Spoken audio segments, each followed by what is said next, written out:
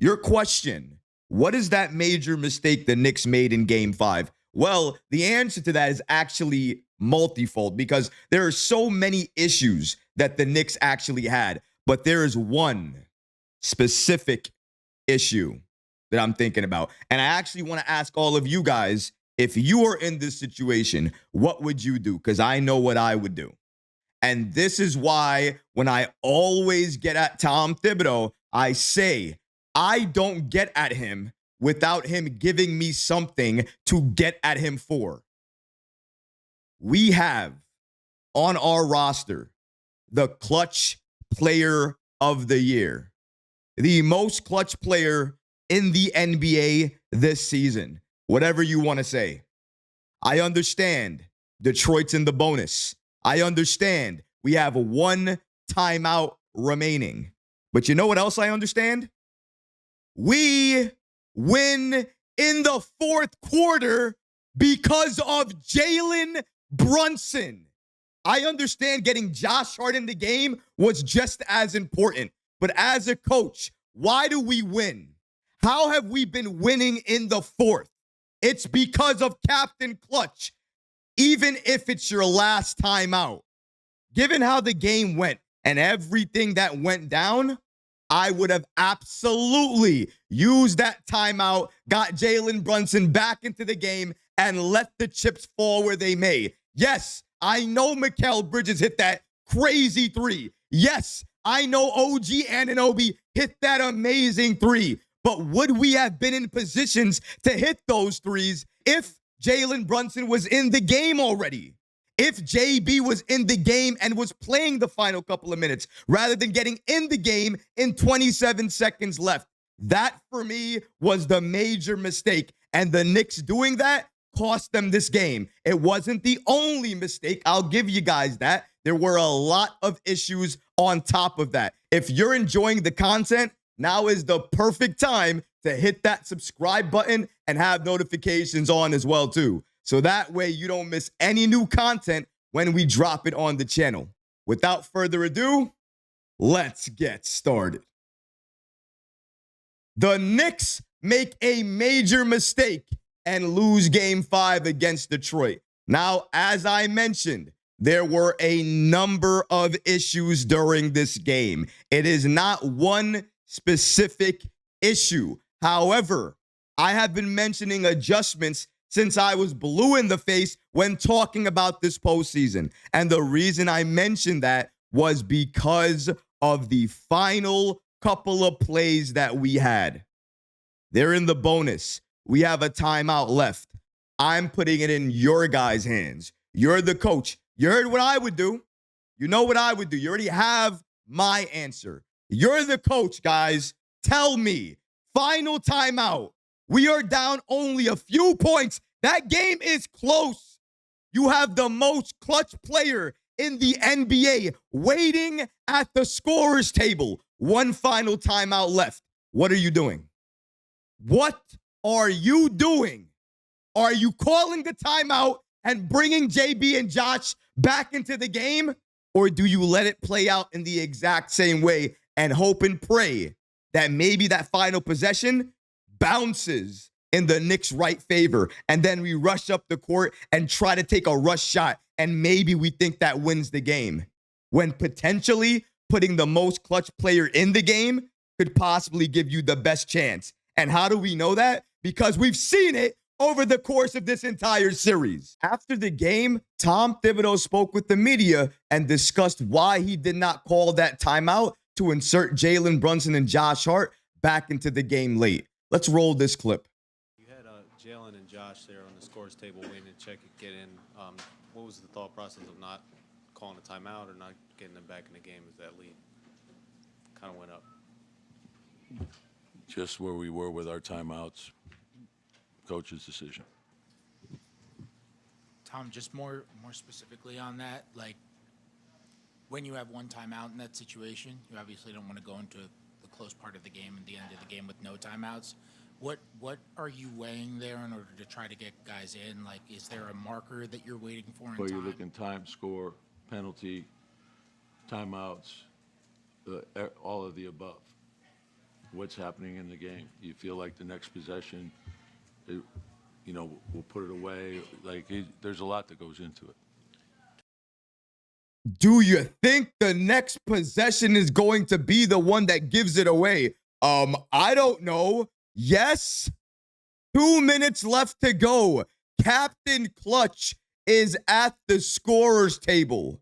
The game is close. How do you not use the timeout to get your best player in the game? And if you don't want to use it, then foul somebody you think is not going to make free throws. Either way, you cannot keep the most clutch player in the league on the sidelines in a closeout game 5. And you saw his face. Let's rewind that for a second. When they initially asked him, he didn't even know how to answer it. Kind of went up. Right there. He doesn't even know. He gave you an answer. Of course he did. I'm not saying he didn't. But honestly, it's because he doesn't know why those things happen the way they did. We need to do better. That is a coaching adjustment. And in my opinion, if we make that adjustment, we're talking about a game 5 victory, not a loss.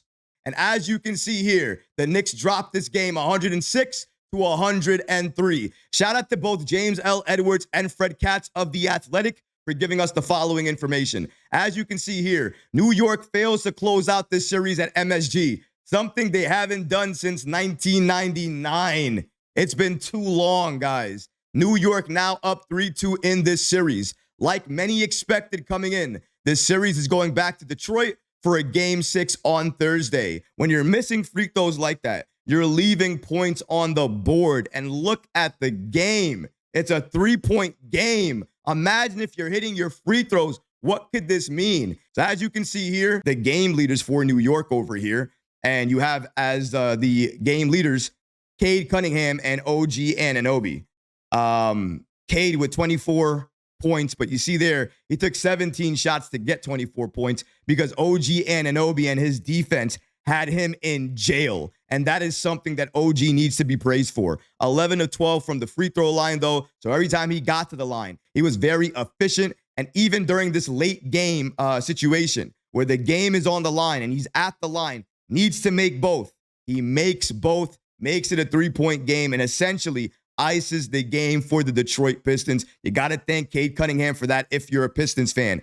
OG Anunoby gave you 19 points, 8 of 13 from the field, and he didn't go to the line at all. So that's something to take a look at there. Quarter-to-quarter breakdown. The Pistons and the Knicks were very, very close in the first quarter, 22-23. The second quarter, essentially tied, 27-27. The Knicks go into halftime up 1 point. And then that third quarter collapse happens where the Pistons edge out a 28-24 lead for that quarter. And then in the fourth quarter, both teams score the exact same points. That first quarter from OG Anunoby, you want to talk about defensive masterclass.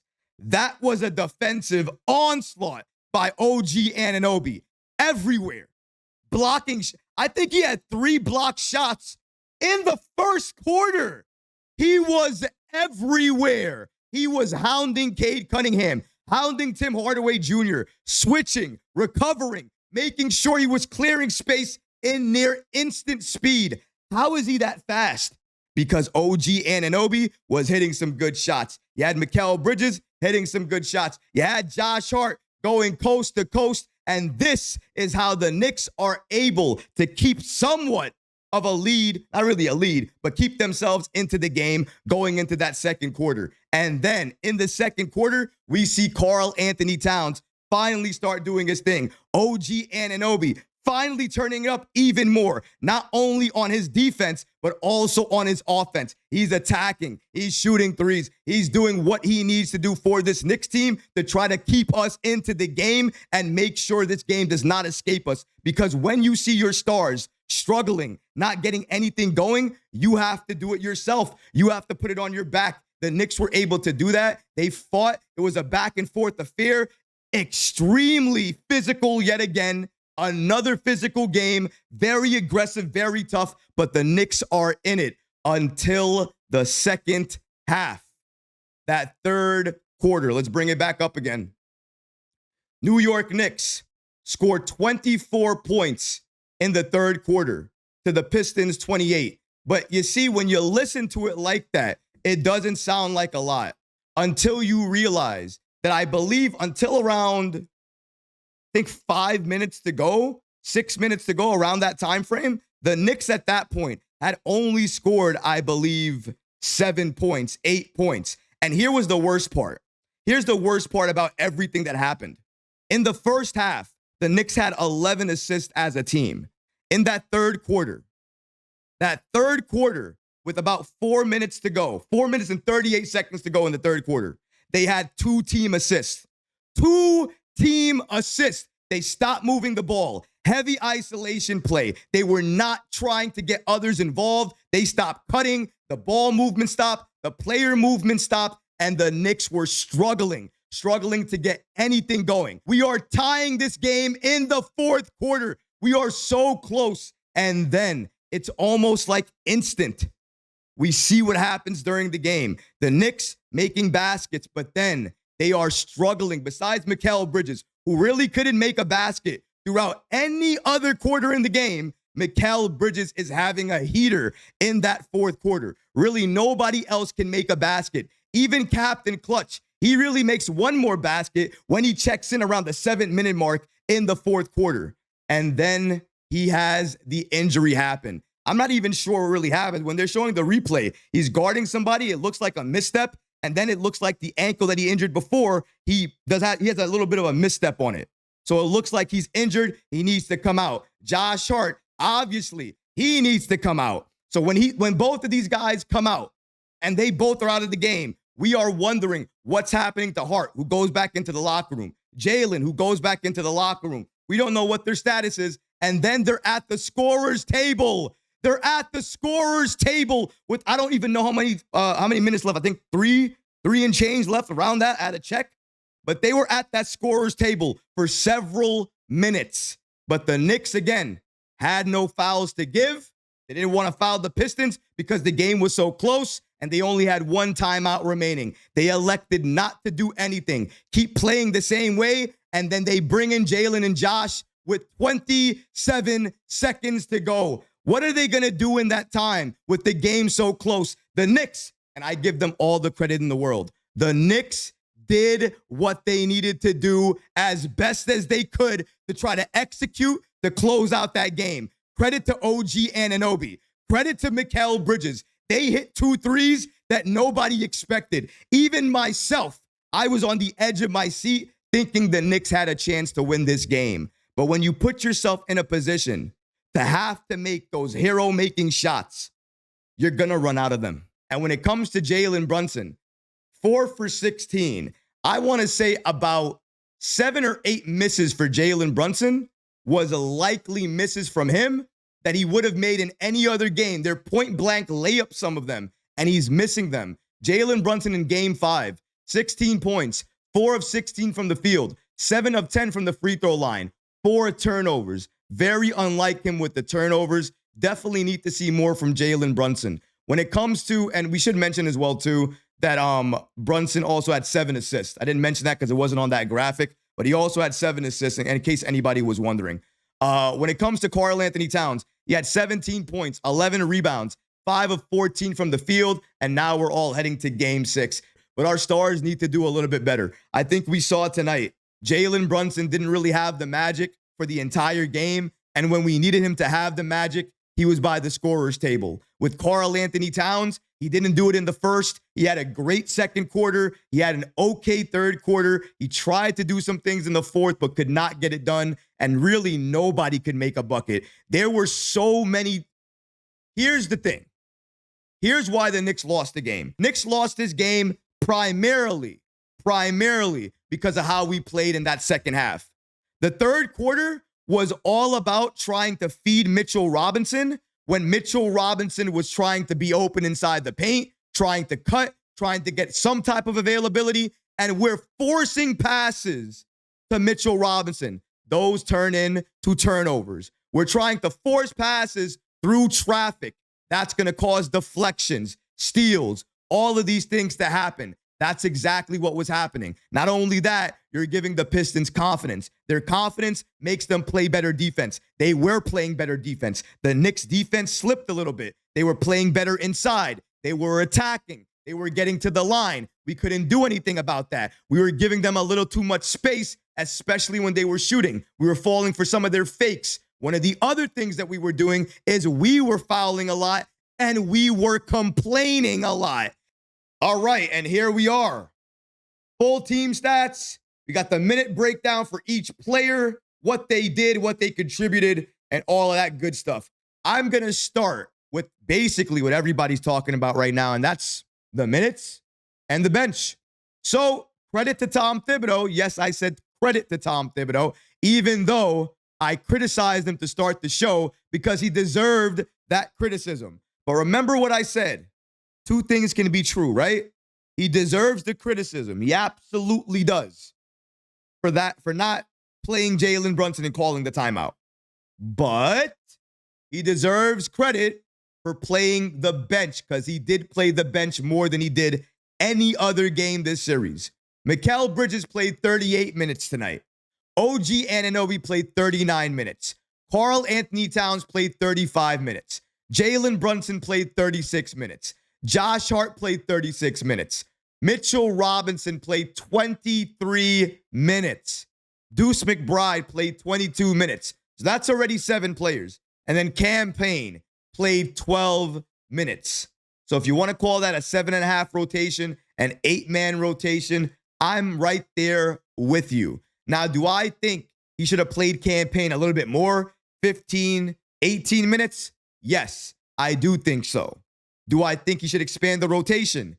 Yes, I do, because clearly we need more bench scoring, we need more three-point shooting, and Landry Shamet can give you all of that. The fact that he's situational right now, not playing really any time at all, not seeing the floor or anything, it's almost criminal when the Knicks need more shooting. We need more bench scoring. And the one player that can really help us do it is not being played. So that is something to look at, and I can understand why some people are looking at that and being critical. But if you're trying to say that Tom Thibodeau didn't play the bench, you can't utilize that excuse. He did play the bench. He didn't play Shamet, so I can hear you on that. Maybe he should have played some other players. I hear you. But he played a bench. He played 7 players, really. And a lot of teams right now are playing 7 players, some 8 players. None are really going beyond the 8-player mark unless it's garbage time. Right now, everybody's playing a Titan rotation. So seeing things like this is not surprising, although I would like to see Cam Payne pay a little bit more minutes. Looking at what Josh Hart did tonight, 36 minutes, 15 points, 15 points, 6 assists, 7 rebounds, 7 of 13 from the field. Obviously still needs to work on his three-point shooting because he's 1 of 4 from 3. But I thought what Josh Hart did tonight was amazing from him. He gave you great play, near triple-double again. He was all over the court, gave you great defense, good playmaking, second chance opportunities, great help defense. Let me just say that Josh Hart, Mitchell Robinson, OG Anunoby, when they're all on the floor together and they're playing defense together, it looks phenomenal. It looks so good. Something that I have to say here. Mitchell Robinson tonight, 23 minutes, 13 points, 11 rebounds, 5 of 8 from the field. I mentioned a bright spot for tonight's game. There it is. Mitchell Robinson. The best game he has played since returning. Not even only in the postseason, because it was his best game of the postseason, but his best game since being back. Rebounding monster, especially in that first half. He was getting offensive rebounds, second chance opportunities. He was blocking shots. He was getting into the passing lanes, getting deflections. The Knicks were looking for him actively in the third quarter because he was really one of the only people getting something done, getting the Knicks on the boards. One of the reasons the Knicks were actually in this game was because of Mitchell Robinson and the points he was giving us. And that's something that has to be acknowledged. But the Knicks were forcing too many passes to him in that third quarter. And those forced passes really hurt the Knicks. They turned into a lot of turnovers and a lot of transition buckets for Detroit. And that was not good. But Mitchell Robinson himself, his play and everything that he did, I don't know how you can't give this man even this much praise. That was amazing basketball for Mitchell Robinson. Obviously, you hope and wish that in the fourth quarter, he can do a little bit more for your team. He can get you additional rebounds and whatnot. But obviously, when it's a closeout game and the other team knows that, they're going to play like that. It was a back and forth affair. And I truly, fully believe, and I'm going to say this on record because I believe it. If Tom Thibodeau makes that adjustment, if he puts Jalen, Brunson, and Josh Hart into that game early, the Knicks win this game. We close out this series. Taking a look at the full team stats here. I'm going to break it down because I always do. I don't even have to look at it. I don't. You guys know what I'm going to say. I think I say it every single post game. Assist. 19. 19 team assists. You know what that means?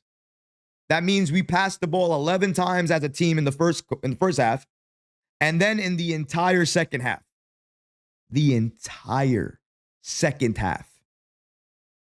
they passed the ball 8 times as a team. 8. How do you get it done with 8? How? And going back to the free throw percentage here, Knicks shot 59.3% from the free throw line. Conversely, the Pistons shot 72.2% from the free throw line. Right there. Right there. You guys wanted to know, right? One of the major reasons we lost, 59% from the free throw line, and you turned the ball over 15 times. You can't really hit threes like that anyways. You expect to beat teams like that? Just can't. Ladies and gentlemen, we missed 11 free throws, 16 of 27 from the free throw line. It's just you need to be able to do more in order to be the team that you want to be. The free throw disparity, 36 free throws to 27. That right there is eye-opening. The Knicks should have gotten to the line even more because they had the Pistons in foul trouble for a long time. They should have attacked the matchups and gotten to the line more. So definitely, the free throw should be higher for New York, but the efficiency should be way better. 59% is not good enough. It's never going to be good enough. It can't be. Look at the amount of steals. The Pistons, 9 steals to the Knicks 5. And a lot of those steals was because the Knicks were trying to force passes inside. Passes they didn't have to force inside. Tonight, the bench scoring for New York was actually better than it ever was in any other game before. Tonight, the bench gave you 19 points. 19 points. That is much different than a Knicks team that gave you 9 points. Before that, 4 or 5 points from the bench. So 19 points, we'll take that any day of the week. However, the players that are likely going to get you those points consistently is not going to be Mitchell Robinson. It's likely going to be Deuce McBride and Campaign. But Deuce McBride and Campaign didn't do a lot of that scoring. It was Mitchell Robinson. And if Mitchell Robinson can't get those buckets the next game, who else on the bench is going to do it? We had this game. This game was ours to win. We lost it because we didn't make the adjustment down the road. We made adjustments, just not the adjustments that we needed to make. The referees, the way they called this game, the fact that we got into foul trouble way earlier than expected because of the way the referees were calling this game, a couple of missed calls here or there, the Knicks' inability to generate more threes, Knicks' inability to hit anything, Knicks' inability to pass the ball, move the ball, third quarter collapse, not being able to find anybody, not being able to hit shots unless you're Mikal Bridges in the fourth quarter. Yeah. It wasn't just because Tom Thibodeau didn't put Jalen Brunson in the game. Absolutely. That is not the only reason. You're right. There's a lot of other reasons. I still stand on it, though. Jalen Brunson in that game. Tom Thibodeau makes that adjustment. We're talking about a Game 5 win right now. No doubt in my mind. None. I don't bet against Captain Clutch. Do you? You want to bet against Jalen Brunson in the fourth? You want to bet against Jalen Brunson in Captain Clutch time? The time that he operates in forever? You want to bet on that? Yeah, I didn't think so. But I do want to say we lost this game. We lost Game 5 for so many different reasons. Am I broken? Is my heart not beating? Did we get destroyed? Did we get blown off the floor? Are our postseason dreams up? Are we not leading this series? Okay. You with me? Relax. Right? Deep breath in. Right? We're the Knicks. We're built for this. We're battle tested. We can win at home. We can win on the road. We're a very good road team. Don't forget that. And I said it before. Let me say it again. As an NBA player, ask any one of them, would you rather a crowd cheer you, shout your name, all of that good stuff, or rather you go to an opposing place where they hate you, they want you to lose, they're booing you, and then you silence that place? Which one would you prefer? The Knicks, time and time again, have chosen violence. Violence is going to somebody else's house, beating them down, shutting them down, and silencing everyone in their home, and then taking the bags and going back home. New York is looking to do that against Detroit on Thursday. I'm upset about the game. I'm upset about certain things in this team. I don't, never, would ever doubt my orange and blue. Doubt my blood. Doubt this Knicks team.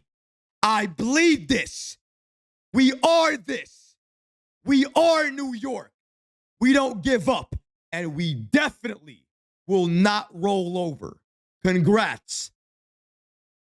You won another one.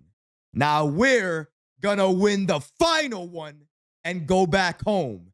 Celebrate and get ready for the second round. But we're not skipping any steps. We see you, Detroit. We see you even more now than ever before. And we cannot wait. The Knicks cannot wait to shut it all down. And that shutdown comes on Thursday. We'll see you at Little Caesars Arena. And I promise you, what you saw the other game, you're going to see a repeat of that on a much larger scale. But what about you guys? What do you think about the Knicks dropping this game to the Pistons 106 to 103? Let me know in the comment section below, guys, because honestly, I would love to hear from you. But that's going to do it for this episode. I hope you enjoyed it. And if you did, go ahead and smash that like button, leave a comment below. And of course, guys, please subscribe to the channel. Until next time, Knicks fans, take care of yourself, your families, and each other. Peace and love.